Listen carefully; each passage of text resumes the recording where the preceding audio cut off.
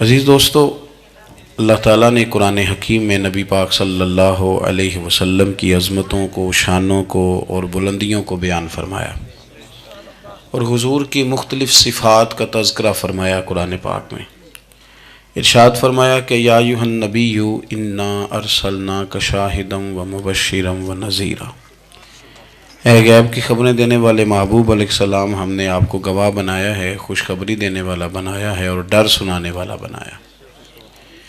پھر ارشاد فرمایا کہ وداعیا الی اللہ باذنہ وسراجا منیرا، اور ہم نے آپ کو اللہ کی طرف دعوت دینے والا بنایا اور اللہ کے حکم سے اللہ کی طرف دعوت دینے والا بنایا، وسراجا منیرا، اور آپ کو چمکتا ہوا آفتاب بنایا۔ نبی پاک صلی اللہ علیہ وسلم کی ہر شان ہی وراء الورا ہے، لیکن یہ جو حضور کی صفت مبارکہ ہے نا، داعیا الی اللہ کی، کہ حضور لوگوں کو اللہ کی جانب دعوت دیتے۔ نبی پاک صلی اللہ تعالی علیہ وسلم بندوں کا اپنے رب سے رشتہ جوڑتے، گھبرائے ہوئے لوگوں کو، پریشان لوگوں کو، اور جو لوگ سمجھتے تھے کہ شاید ہم کوئی دنیا کے کمزور لوگ ہیں اور یہ مالدار اور یہ اقتدار والا آدمی ہی بڑا ہے، ان سب کو حضور نے مایوسیوں سے نکالا، اور اللہ کے رسول صلی اللہ علیہ وسلم نے یہ سبق پڑھایا کہ تم سب حضرت آدم کی اولاد ہو۔ عربی کو اجمی پر، گھورے کو کالے پر کوئی فضیلت حاصل نہیں۔ لوگوں کی ہر پریشانی حضور نے نکال کے ان کا رجوع ان کے رب کی طرف کرایا۔ ہمارے ہاں یہ ہوتا ہے کہ انسان کو پریشانی کوئی بھی ہو اسے سکون نہیں لینے دیتی، وہ کوئی بھی ہو۔ محفل میں کسی بندے کا بٹن ٹوٹ جائے نا، یہ گلے کا، تو کوئی دیکھے نہ دیکھے اس بیچارے کی ساری توجہ بٹن پہ رہتی ہے، میرا بٹن ٹھیک نہیں۔ کسی بندے نے کپڑے صاف نہ پہنے ہوں تو آپ اس شخص سے کہیں کہ تجھے کچھ لوگ ملنا چاہتے ہیں، تو وہ اگرچہ اس کے پاس پی ایچ ڈی کی ڈگری ہے، ڈھیر سارا مال ہے، وزادار ہے، صاحب عزت ہے، لیکن وہ کہتے یار میرے کپڑے نہیں ٹھیک، تو میں کوفت محسوس کر رہا ہوں، ذرا میں اپنے آپ کو تھوڑا سا نہا دھو لوں، فریش کر لوں، پھر میں چلتا ہوں۔ آپ کے ظاہری جسم پر ایک آدھ دھبا ہو تو وہ آپ کو سکون نہیں لینے دیتا، اور اگر دھبے باطن پہ لگ جائیں، بہت سارے دھبے ہیں جو باطن پہ ہوتے ہیں، مجھے جان لو، مجھے پہچان لو، میرا بھی کوئی نام ہے، میں بھی کچھ ہوتا ہوں، یہ بھی ایک دھبا ہے، ایک مصیبت ہے۔ اور میری عزت کرو، مجھے بھی کسی طریقے سے کسی نشست پہ جگہ دو، یہ بھی ایک دھبا ہے۔ یہ ہمارے ہاں، ہمارے ملک کے اندر سیاستدانوں سے لے کر مذہبی لوگوں تک الا ماشاءاللہ پروٹوکول کا ایک مزاج آیا ہے کہ بھی بڑی دشواری پیدا کرتا ہے عام لوگوں کے لیے، بڑی آزمائش میں لوگ آ جاتے ہیں۔ حسد کر لینا، کسی بندے کی نعمت کو دیکھ کے جلنا، یہ بھی آپ کو بڑا بے سکون رکھتا ہے۔ تکبر کرنا کہ میں کوئی چیز ہوں اور باقی کو تھوڑے سے مجھ سے چھوٹے ہیں، یہ سارے دھبے، یہ ساری نقصان کی چیزیں۔ اور نبی پاک صلی اللہ علیہ وسلم نے تعریف یہ بیان کی، فرمایا ما حاک فی صدرک، یہ جو تیرے گناہ ہیں یہ تیرے سینے میں کھٹکیں گے، یہ تجھے بے چین رکھیں گے، یہ کانٹے کی طرح چبھیں گے۔ تو جتنے مرضی اچھے کپڑے پہن لے، جتنی مرضی اونچی جگہ بٹھا دیا جائے، اگر تیرے اندر کوئی روگ ہے وہ تجھے سکون سے نہیں جینے دے گا۔ رسول کائنات صلی اللہ علیہ وسلم نے نا لوگوں کی توجہ رب کریم کی جانب لگائی۔ حضور نے لوگوں کو بتلایا کہ تمہارا رب نا عاجزی کو پسند کرتا ہے، تمہارا رب سادگی کو پسند کرتا ہے، تمہارا رب انسانوں سے پیار کرنے والے کو پسند کرتا ہے۔ حضور سید عالم صلی اللہ علیہ وسلم نے ہمیں یہ سبق پڑھایا کہ زیادہ باتیں کرنے والے کو نہیں، اللہ سچ بولنے والے کو پسند کرتا ہے۔ بہت اونچے اور لمبے چوڑے دولت والے اور مالدار آدمی کو نہیں، بلکہ جو آدمی دیانتداری سے زندگی گزارے، رب اس کو زیادہ محبوب رکھتا ہے۔ تو ہماری یہ جتنی بھی آزمائشیں ہیں، میلاد والے محبوب صلی اللہ علیہ وسلم نے نا یہ ساری ہماری دور فرما دی، ساری۔ آپ دیکھیں ہمارے ہاں ایک بیماری ہوتی ہے، وہ تکبر کی بیماری ہے، اور وہ صرف مالدار کو ہی نہیں ہوتا، بلکہ حضرت سعدی شیرازی فرماتے ہیں کہ میں نے بہت سارے جھکے ہوئے لوگوں میں تکبر دیکھا ہے. جو بڑا میٹھا بولتے ہیں نا، کئی دفعہ کہتے ہیں جی کیا بات ہے جی، سبحان اللہ ماشاء اللہ، بڑا میٹھا بولتے ہیں، تو یہ نہیں میٹھا نہیں بول رہے ہوتے، یہ آپ کو شیشے میں اتار رہے ہوتے ہیں. آپ نے کسی کی تعریف کرنی ہے تو پشت کے پیچھے کریں، وہ اصل تعریف ہے. آپ کوئی ایسا کام نہ کریں جس سے چھلکے لفظوں میں کہ میں نے کسی کو بنایا ہے. اس سے نا آپ کو خود محسوس ہوگا کہ میں حقیقت پہ زندگی نہیں گزار رہا، میں تو کوئی اداکاری کر رہا ہوں. اور جو لوگ کہتے کچھ اور ہیں کرتے کچھ اور ہیں تو وہ خود بڑے پریشان رہتے ہیں. وہ جانتے ہیں کہ یار یہ میں کہاں الجھ گیا ہوں. تو بھائی یہ جو بہت زیادہ ہمارے دلوں کے اندر چیز ہے، اور یہ ہر مقام پر بہت سارے لوگوں کو یہ چیز حاصل ہے. میں دیکھتا ہوں کہ درجہ بدرجہ ان چیزوں کا شمار ہے. کچھ کا خیال ہے کہ میری ڈگری زیادہ ہے، اور کچھ کا خیال ہے کہ مجھے عقل زیادہ ہے. کچھ کا خیال ہے کہ میری شہرت زیادہ ہے، تو کچھ کا خیال ہے کہ میری دولت زیادہ ہے. آہستہ آہستہ وہ الجھاؤ پیدا ہوتا ہے. کسی کا کچھ نہیں جاتا، وہ خود آدمی بے چین رہتا ہے. حال دیکھیں نا، یہ میری طرح کو بندہ آ جائے نا محفل میں جس کو عادت ہے اسٹیج پہ بیٹھنے کی، اچھے لوگوں کی، بزرگوں کی، سادات کی بات نہیں کرتا، تو اس کو کبھی بیچارے کو پیچھے بیٹھنا پڑ جائے نا تو وہ گردن اونچی کر کر کے نقیب محفل کو دکھاتا ہے کہ میں آ گیا، کسی طریقے مینوں بھی ساتھ لے کے. بے چین رہتا ہے. اور اگر اسے سکون حاصل ہو کہ بھئی حضور کی محفل میں بیٹھنا ہے، جہاں جگہ مل گئی وہیں پہ ٹھیک ہوں، اور وہ سکون کے ساتھ. دیکھو اس محفل کا مہمان خصوصی میں نہیں، حضرت بزرگ تو سرپرستی کاری رہے ہیں، میں نہیں. اس محفل کا تو مہمان خصوصی وہ بندہ ہے جس نے محفل سے پہلے یہاں جھاڑو دیا ہے، جس نے یہاں دریاں بچھائی ہیں، جس بیچارے کی فوٹو بھی کوئی نہیں آئی، وہ مہمان خصوصی ہے. اور اس محفل کا تو وہ مہمان خصوصی ہے جو چپ کر کے کہیں کونے میں بیٹھا ہے، اس کو کوئی دلچسپی نہیں کہ کوئی مجھے بھی جانے گا، کوئی مجھے بھی پہچانے. اسے تو اتنا پتہ ہے کہ میں اپنے پیارے حبیب کی تعریف سننے کے لیے آیا ہوں. آپ اپنے اس طرح آپ کا ذوق دوبالا رہے گا اگر آپ عاجزی کے ساتھ، انکساری کے ساتھ، رب رسول کی رضا کے لیے کسی جگہ بھی آپ اپنے آپ کو سیٹ کر لیں گے تو ماحول آپ کا ٹھیک رہے گا. ورنہ آپ الجھاؤ کا شکار ہیں، ورنہ آپ پریشان ہیں، ورنہ آپ تکلیف میں، ورنہ آپ آزمائش میں. بخاری شریف میں حدیث ہے، قاضی ایاز مالکی رحمۃ اللہ علیہ نے بڑی تفصیل سے لکھی ہے. راوی حضرت انس بن مالک ہیں. ایک بندہ بڑی دور سے آیا نبی پاک صلی اللہ علیہ وسلم کی زیارت کے لیے، بڑی دور سے. عرب کے جو سردار ہوتے تھے ان کے بڑے ناز نخرے ہوتے تھے. وہ خیر آج بھی ہیں، پروٹوکول کا ماحول آج بھی، یعنی وزیر صاحب کے آگے دو چار گاڑیاں نہ ہوں تو ان کو مزہ ہی نہیں آتا. پولیس والے آگے پیچھے بھاگیں تو حالانکہ ان کو نہیں پتا کہ جو پولیس والے آگے پیچھے بھاگ رہے ہیں نا، یہ حکومت بدلی تو گرفتار کرنے بھی انہوں نے ہی آنا ہے. لیکن وہ بڑا مزہ آتا ہے جب لوگ گاڑی کے پیچھے بھاگتے ہیں. کیا بات ہے جناب، بڑی بات. اور ہماری طبیعتوں میں پتہ نہیں کون سی، یہ پیسے پھینکنے والے دوست مجھ سے ناراض نہ ہو جائیں، لیکن میں اکثر سوچتا ہوں کہ یار یہ کس طرح کا کام ہے کہ پہلا کھلارنے پھر آپ اکٹھے کر دیں. تو آپ کٹھے دے دیں جس کو دینے ہیں، ختم ہو جائے بات. یعنی وہ محفل میں نا گپ شپ ہو رہی ہوتی ہے، اکٹھے کرنا لے، پان دینا لے، کس چکر میں پڑ گئے.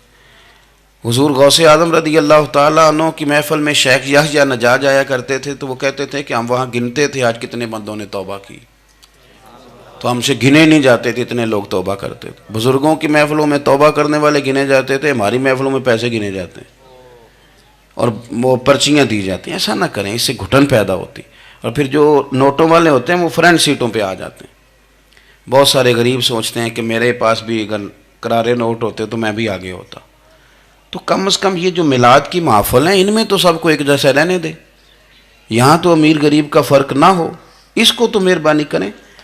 تو نبی پاک صلی اللہ علیہ وسلم کی خدمت میں وہ شخص بڑی دور سے آیا. تو عرب کے بادشاہوں کا مزاج تھا، پروٹوکول بڑا چاہتے تھے. ان کا تو یہ طریقہ تھا کہ حکمرانی کرنی ہے جیسے بھی ہو. اگر کسی غلام نے دھوپ میں بندھا رہ گیا، اونٹ اور چھاؤں میں نہیں باندھا تو درے مارتے تھے، اور اگر اس نے کھول کے باندھ دیا تو پھر بھی مارتے تھے. کہتے تھے اتنا سیانا ہو گیا تو انہیں پوچھا ہی نہیں، خود بخود ہی باندھ دیا. وہ شخص حضور کی بارگاہ میں آیا اور بہت سارے لوگوں کے پاس کیونکہ وہ جاتا تھا اپنے سربراہ کا پیغام لے کے، تو وہ کانپ رہا ہے. جب حضور کی بارگاہ میں گیا ڈر رہا ہے.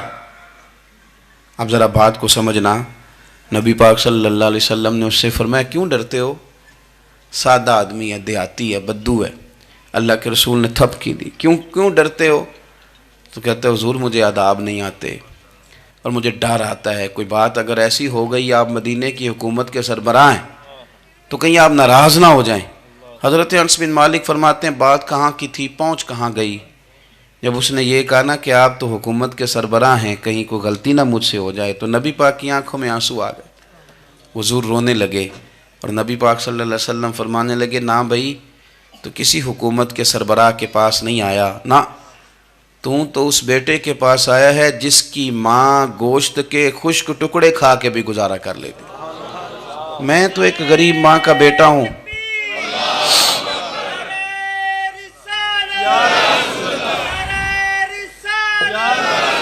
بھائی اگر آپ کا یہ ذوق بن جائے، دیکھو نا آج تو لوگ بھول جاتے ہیں نا، کپڑے بدل لیتے ہیں تو وہ سمجھتے ہیں کہ شاید سارا کچھ ہی بدل گیا. یعنی گاؤں سے آ کر پڑھنے والے بھول ہی گئے ہیں کہ کس کی ماں نے کتنا زیور بیچا. لوگ بھول جاتے ہیں چیزوں کو.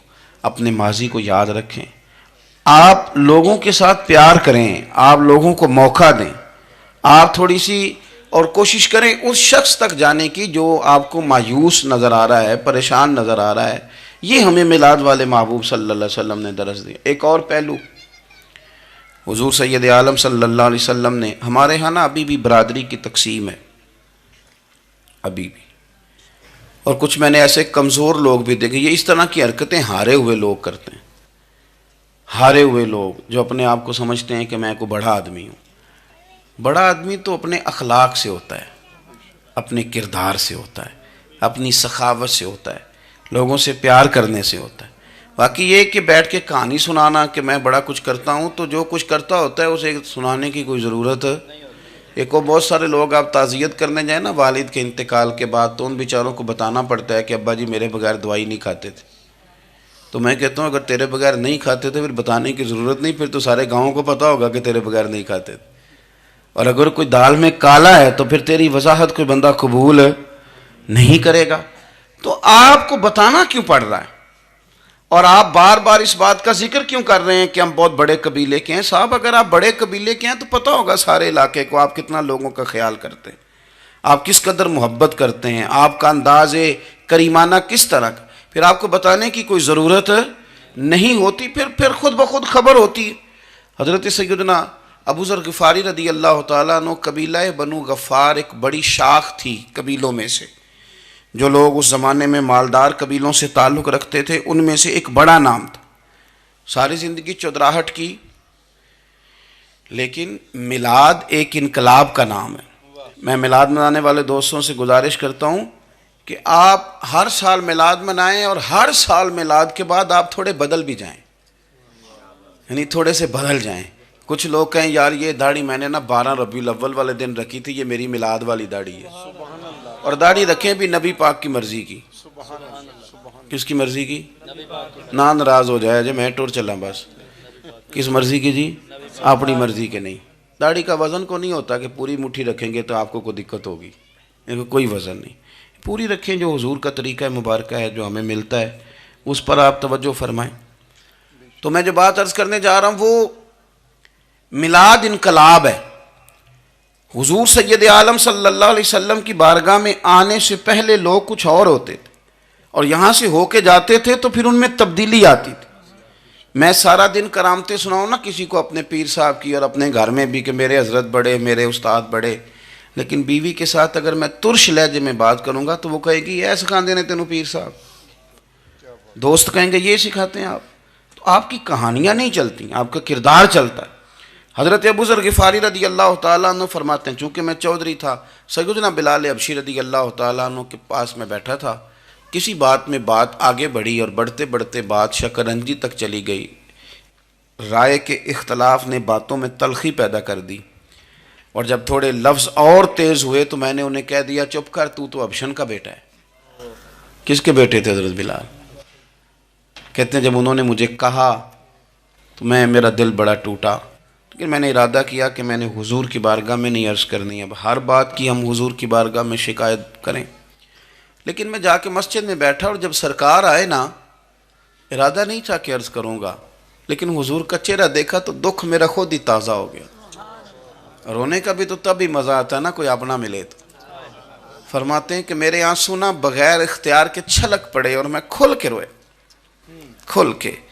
قربان جاؤں محبوب کے بھی حضور نے پاس نہیں بلایا، بلکہ نبی پاک اٹھ کے خود میرے پاس آئے اور مجھے کندھوں سے پکڑ کے سینے سے لگایا، اور جب میں کھل کے رو لیا تو حضور میرے آنسو پوچھنے لگے۔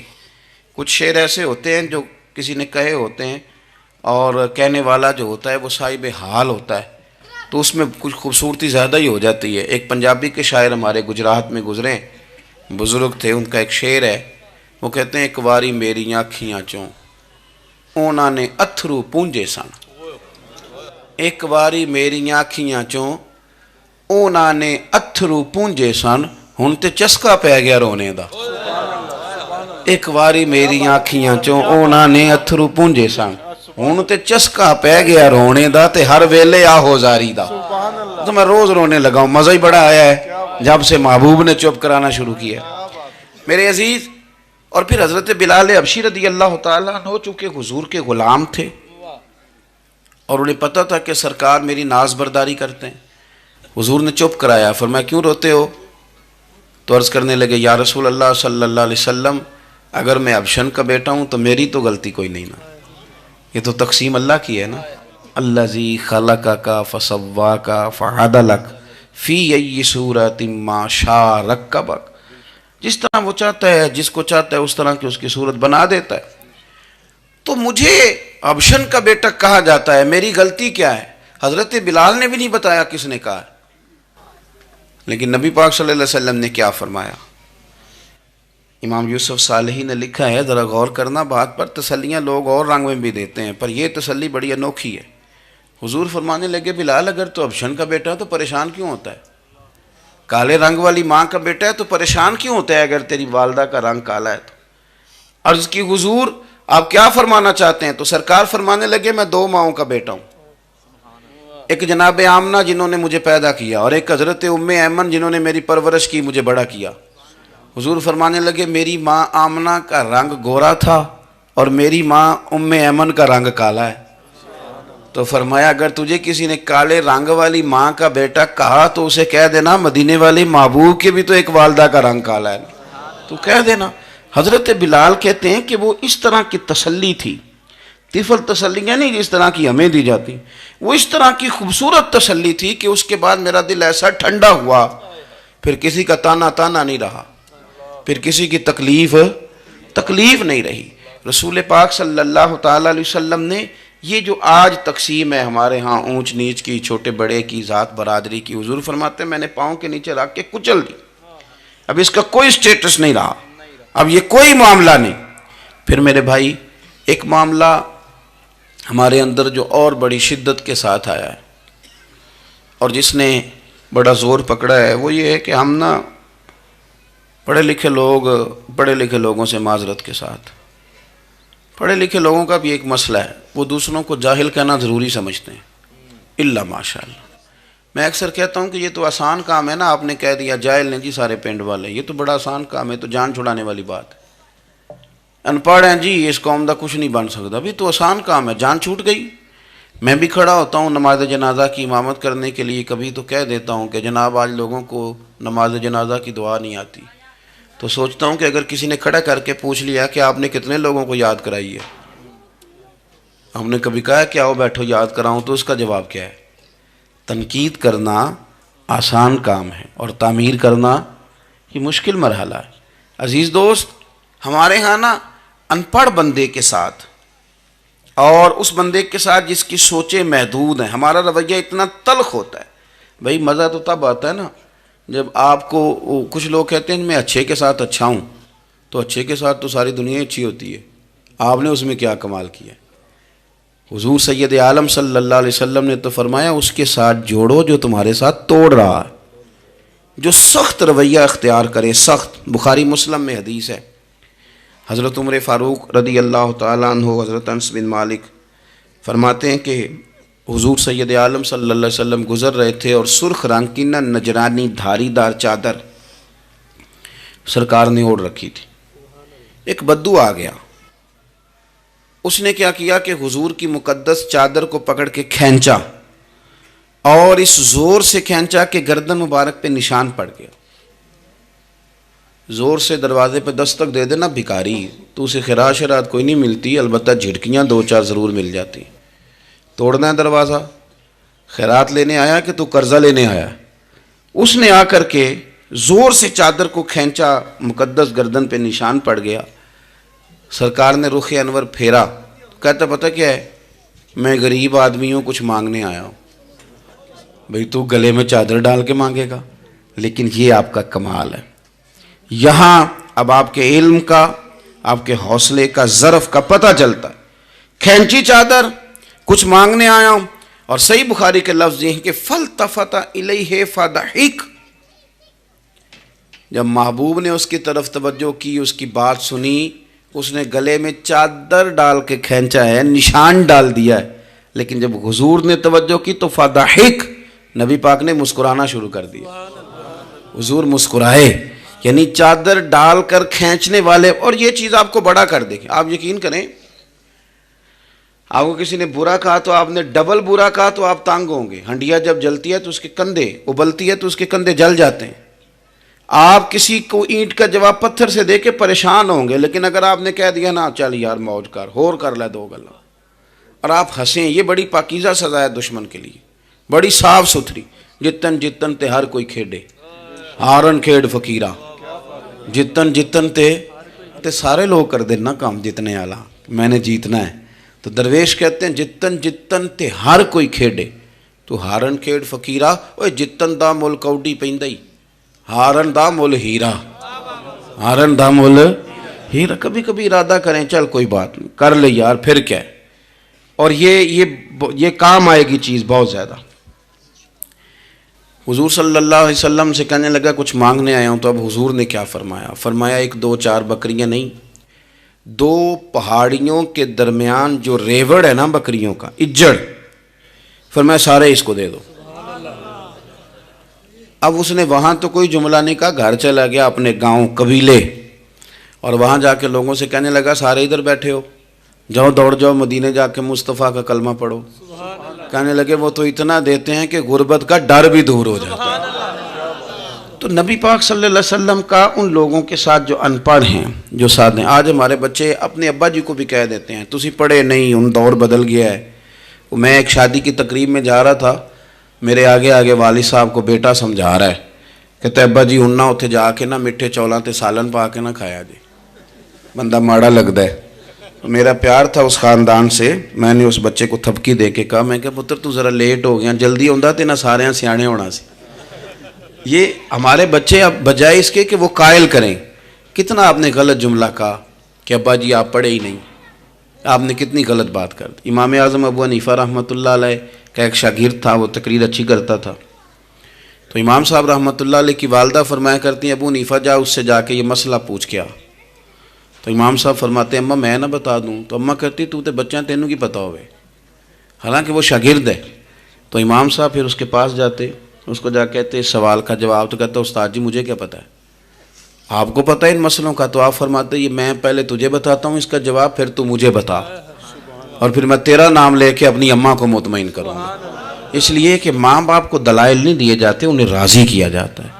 اور میں بچوں سے گزارش کروں گا ابا جی کو پیسے بھی دیں، اماں جی کے وہ کپڑے بھی لے کے دیں، لیکن ضروری یہ ہے کہ ان کو وقت دیں، ان کے پاس بیٹھیں، ان سے مشورہ کریں، ان کو آپ کے وقت کی ضرورت ہے۔ بڑھاپے میں اس طرح کا ماحول نہ بنا دیں کہ وہ ایک کونے میں بیٹھے ہیں، کوئی پوچھتا ہی نہیں، اس طرح نہ کریں۔ ہم تو اس طرح والدین سے رویہ کرتے ہیں جیسے MBBS ڈاکٹر رات کو وارڈ میں آتا ہے اور دو تین اس کے ساتھ سٹاف کے لوگ ہوتے ہیں، اور وہ کہتا ہے دوائی کھا لی ہے، طبیعت اب کیسی ہے، بلڈ پریشر ٹھیک ہے، یہ میں نے دوائی بدل دی ہے۔ یہ کیا رویہ ہو؟ آپ ان کو وقت دیں۔ وہ جس طرح آپ چھوٹے تھے تو وہ لاڈ لڈاتے تھے، پیار کرتے تھے، آپ بھی تھوڑا قریب بیٹھیں، اور آپ دیکھیں آپ کو اللہ تعالیٰ اس کی برکت سے کتنی رحمتیں عطا فرماتے۔ تو کسی کو جاہل کہنا، ان پڑھ کہہ دینا۔ ایک حدیث اور سن لیں، بات کو ختم کرتا ہوں۔ اس کو قاضی ایاز رحمۃ اللہ علیہ نے شفا شریف میں لکھا ہے، ایک بدو حضور کی بارگاہ میں آیا اور اس نے آ کے کچھ مانگا، اللہ کے پیارے حبیب صلی اللہ علیہ وسلم کی بارگاہ میں مانگا، جہاں ایک مانگنے پر دریا بہا دیے جاتے ہیں۔ دریا بہا دیے ہیں، در بے بہا دیے. یہ در الگ ہے اور بے بہا الگ ہے. پھر یہ شعر صحیح سمجھ میں آئے گا آپ. تو حضور سید عالم صلی اللہ علیہ وسلم تو جس کو دیتے تھے پھر اس کی کئی نسلیں کھاتی تھی، ختم نہیں ہوتا تھا. اس نے بھی کچھ مانگا، حضور نے کچھ دیا، لیکن ابھی اسے آداب نہیں نہ آتے تھے. پہلے آداب سکھائیں پھر کسی کو بے ادب کہیں، لیکن بغیر آداب سکھائے لوگ لوگوں کو بے ادب کہہ دیتے. یہ انداز ٹھیک نہیں. اس نے کچھ مانگا، حضور نے دیا. چونکہ آداب نہیں آتے تھے، نہ آشنا تھا، تو کہنے لگا معاذ اللہ ثم معاذ اللہ نقل کفر کفر نہ باشد. کہنے لگا میں تو بڑی تعریف سن کے آیا تھا، آپ نے تو کچھ بھی نہیں دیا. حضرت عمر فاروق نے تلوار نکال لی، فرمایا اس بے ادب کی گردن اڑاؤں گا. حضور نے فرمایا عمر ٹھہر جا ذرا، جلدی نہ کر. سرکار اسے گھر لے گئے. جتنا دیا تھا نا اس سے ڈبل دیا، پھر جتنا ہو گیا تھا اس سے بھی ڈبل دیا. تیسری دفعہ حضور دینے لگے تو کہنے لگا یا رسول اللہ بس کریں، میں نے تو طوفان کے اندر بھی ہوا اتنی تیز نہیں چلتے دیکھی جتنی آپ کی سخاوت تیز چلتی ہے. کریم رسول صلی اللہ تعالی علیہ وسلم نے فرمایا یہی بات باہر جا کے میرے صحابہ سے بھی کہہ دو گے؟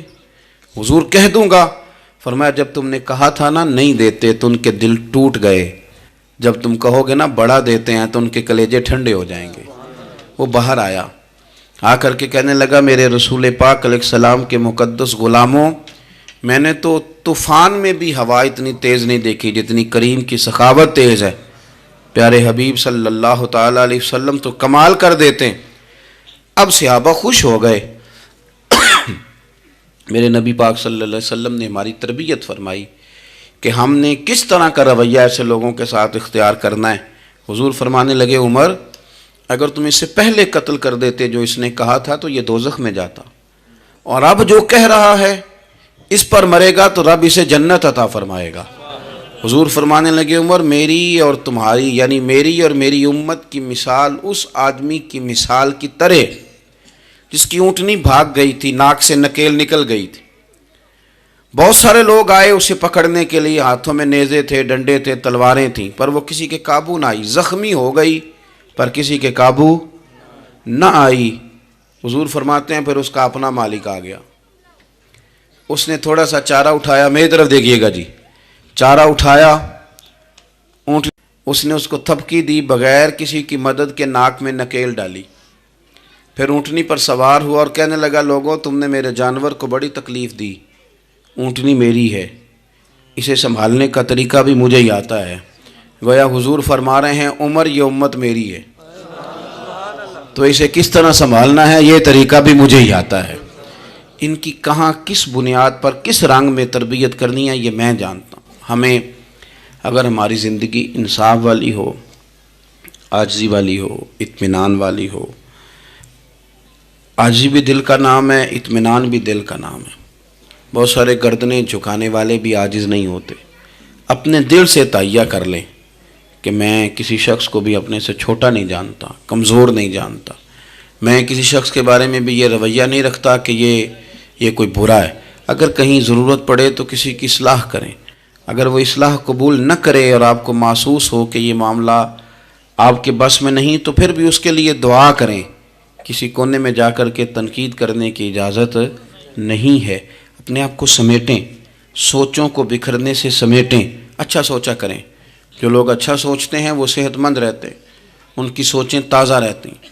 آپ ہر ایک کے بارے میں خیر کا رویہ اختیار کریں اور مثبت پہلو تلاش کریں. آپ مثبت پہلو، ہر وقت تنقید کرنا، ہر وقت تنقید کرنا. میں ایک محفل میں بیٹھا تھا، بات میری ختم ہو گئی تو ایک نعت خواں نے بڑا اچھا شعر پڑھا. ہم بڑی اس بات کی تردید کرتے رہتے ہیں کہ یہ طے کر کے اور پیسے لے کے اور یہ نہیں کرنی چاہیے چیزیں، لیکن یہ کہ یہ غلطی کس کی ہے؟ یہ اس عوام کی غلطی ہے جو ریٹ بناتی ہے، چیزیں خریدتی ہے. جو چیزیں آپ خریدیں گے نہیں بکیں گی بھی نہیں مارکیٹ میں. آپ خریدتے ہیں تو کوئی بکتا ہے نا.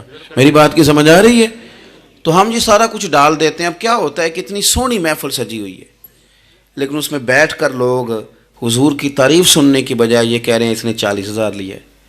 تو آپ یہ اندازہ کریں کہ وہ جو بات ہمیں اس وقت مدینہ شریف لے کے جاتی، ہمارا عشق رسول تازہ کرتی، تو ہم نے وہاں کیا گھٹن پیدا کر دی یہ کہانیاں چھیڑ کے. کیوں دیتے ہیں آپ پیسے؟ کیوں اس طرح کے ریٹ آپ بناتے ہیں؟ پہلے آپ بناتے ہیں پھر اس کے بعد آپ تنقید کرتے ہیں. اب دیکھیں میں بھی بیٹھا تھا تو اس نے بڑا خوبصورت شعر پڑھا اور بڑی مزیدار بات کی، بڑا مزہ آیا. تو میں نے ساتھ والے سے کہا یار آج بڑے دنوں کے بعد سرور آیا. تو کہنے لگا انہیں 40,000 لے آ جائے. میں انہوں کہا تو 10 منٹ کھلو جانا سی، مزہ تو لے لینے دیتا. اور پھر میں نے اسے کہا کہ یار بات سنو، کیوں دیتے ہو 40,000؟ اور اگر اس نے لیا بھی ہے نا تو آج اتنا مزہ آیا نا، میرے خیال میں نا اس کا 40 نہیں 80 بنتا ہے. دیکھو نا اس نے ہمیں پہنچا کہاں دیا ہے. تو آپ مثبت لیں چیزوں کو، مہربانی کریں، اچھا سوچیں، اچھے رویے اختیار کریں. وہ کسی شاعر نے کہا تھا کچھ تو مجبوریاں رہی ہوں گی، یوں ہی کوئی بے وفا نہیں ہوتا. اچھی سوچ پیدا کریں، خوبصورت آپ اپنے آپ کو رکھیں. آپ کا فائدہ ہوگا، آپ اچھا سوچیں گے تو آپ کا نفع ہے. ورنہ بکھری ہوئی سوچوں والے لوگ تو بیچارے سویرے کچھ ہوتے ہیں، دوپہر کو کچھ ہوتے ہیں، شام کو کچھ اور ہوتے ہیں، اور تیزی سے وہ لوگ بکھر جاتے ہیں.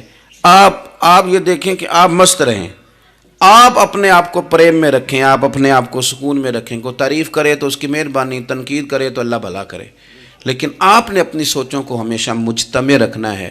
اللہ تعالیٰ آپ کو بہترین صلہ عطا فرمائے. محفلیں ہوتی ہیں حضور کے نام کی، لوگ تو ظاہر آتے جاتے رہتے ہیں، ہر ایک آدمی کی اپنی مشغولیت. آپ تشریف رکھیں گے، حضور کی ثنا خوانی ہوگی. اللہ تعالیٰ آپ سب کو جزا عطا فرمائے. آخر دعوانا جی آج اقبال ڈے جی واقعہ ہے سعد بن نبی وقاص سنا دیا. نہیں وہ کون سا واقعہ ہے؟ وہ تو واقعہ ہے سعد بن نبی وقاص یوٹیوب تے اپلوڈ ہے. نہیں، ان کے تو کئی واقعات ہیں. جنگ والا. چلے میں بات کرتا ہوں، آپ تشریف رکھیں جی. میں بات کرتا ہوں. میں تو اپنی طبیعت کے مطابق بات کر چکا ہوں، اتنی کو میں کیا کرتا ہوں، لیکن ایک بات عرض کرتا ہوں آپ کی خدمت میں. ایک تو یہ کہ آج اقبال ڈے. علامہ اقبال جو ہیں وہ اسلام کے اور صوفیاء کے اور اہل محبت کے بہترین ترجمان ہیں. انہوں نے لوگوں کو رخ جو ہے وہ نبی پاک صلی اللہ علیہ وسلم کی محبت کی جانب پھیرا ہے. تو اقبال سے پیار کرنا اور ان کی تعلیمات کو دیکھنا یہ بھی بڑی کمال بات. ایک بات مجھے یاد آ رہی ہے حضرت سعد بن نبی وقاص کے. بہت ساری باتیں ہیں، میں سمجھ نہیں پایا کہ کس بات کی طرف میرے بھائی نے اشارہ کیا ہے. آپ فرماتے ہیں میں ایک دفعہ قادسیہ کی جنگ کے لیے گیا تھا، تو اس بادشاہ جس سے ہماری جنگ تھی اس کے بارے میں معروف تھا کہ تاج بڑا قیمتی پہنتا ہے. ہوتے ہیں نا جی، ہمارے ملک میں بھی کچھ بادشاہ ایسے ہیں جو 6-6 کروڑ کی گھڑی پہن لیتے ہیں. حالانکہ آپ جتنا مرضی مہنگا جوڑا پہن لیں، اب تعریف کوئی بھی نہیں کرتا. اب ختم ہو گیا دور، اب سارے وراء الورا. اب ہر بندے کی ڈیزائننگ بڑی شاندار ہے، جس کو بھی چھیڑ دیں. تو وہ تاج بڑا قیمتی پہنتا تھا، ہیرے لگائے ہوئے تھے. حضرت سعد بن نبی وقاص رضی اللہ تعالیٰ عنہ نے لوگوں سے کہا کہ اس کے تاج کا خیال رکھنا، مل گیا تو مال غنیمت میں فائدہ ہوگا. جنگ ہوئی شام کو، تاج اس کا کہیں ریت میں کھو گیا. لوگوں نے کچھ دیر ڈھونڈا، بادشاہ قتل ہو گیا، ملا نہیں. حضرت سعد بن نبی وقاص نے کہا چھوڑو، سو جاؤ، اتنا بھی ضروری نہیں. فرماتے ہیں کہ میں اپنے خیمے میں چلا گیا تو ایک آدمی نے اندر آنے کی اجازت مانگی. میں نے کہا آ جاؤ. وہ آیا تو اس نے چادر کی اوٹ میں اپنا چہرہ چھپایا ہوا تھا، اور پھر اس نے جب وہ چادر کھولی تو اندر سے اس نے وہ ہیروں کا چمکتا ہوا تاج میرے سامنے رکھا. کہنے لگا میں گزر رہا تھا، گھوڑے کے پیر سے کچھ چیز ٹکرائی ہے، میں نے ریت کھودی ہے تو یہ نکل آیا. تو آپ فرماتے ہیں میں نے اسے کہا یار تو غریب آدمی لگتا ہے، تیرے کپڑے بتاتے ہیں. دامان توکل کی یہ خوبی ہے کہ اس پر پیوند لگے ہوتے ہیں پر دھبے نہیں ہوتے. تو کوئی غریب آدمی لگتا ہے. اس نے کہا جی میں جب آیا تھا تو بچوں کے لیے شام کا کھانا تھا، کسی پڑوسی سے ادھار کی گزارش کر آیا، لوٹ کے جاؤں گا تو اللہ خیر کرے. آپ فرماتے ہیں کہ وہ رکھ کے نا غریب آدمی، اتنی دیانتداری، اتنا اخلاص، چہرہ بھی چھپایا ہوا. جب اس نے رخ پھیرا تو میں نے اسے کہا میاں نام ہی بتا دو، باپ کا نام اور قبیلے کا نام ہی بتا دو. کیسے اس نے رخ نہیں پھیرا، ادھر ہی چہرہ رکھا دروازے کے جانب. کہنے لگا حضور یہ کام میں نے آپ کے لیے نہیں کیا، یہ دیانتداری اور اخلاص میں نے آپ کے لیے یا شہرت کے لیے یا لوگوں کو بتانے کے لیے نہیں کیا. جس رب و رسول کے لیے میں نے یہ کام کیا ہے نا، وہ میرا نام بھی جانتے ہیں، باپ کا نام بھی جانتے ہیں اور قبیلہ بھی جانتے ہیں. انہیں پتہ ہے میں نے اللہ کی رضا کے لیے کیا ہے. تو جن کے لیے کیا ہے انہیں میری اس بات کی خبر ہے. اس لیے حضور نے فرمایا ہے کہ اللہ نہ تمہاری جیب دیکھتا ہے نہ چہرہ دیکھتا ہے، وَلَٰكِن يَنْظُرُ إِلَىٰ قُلُوبِكُمْ، وہ جب دیکھتا ہے تمہارے دل دیکھتا ہے. تو اس پر توجہ رکھیں، یہ صاف ستھرا رہے تو بڑے سارے کام بن جاتے ہیں. اللہ عمل کی توفیق رفیق عطا فرمائے. آخر دعوانا ان الحمدللہ رب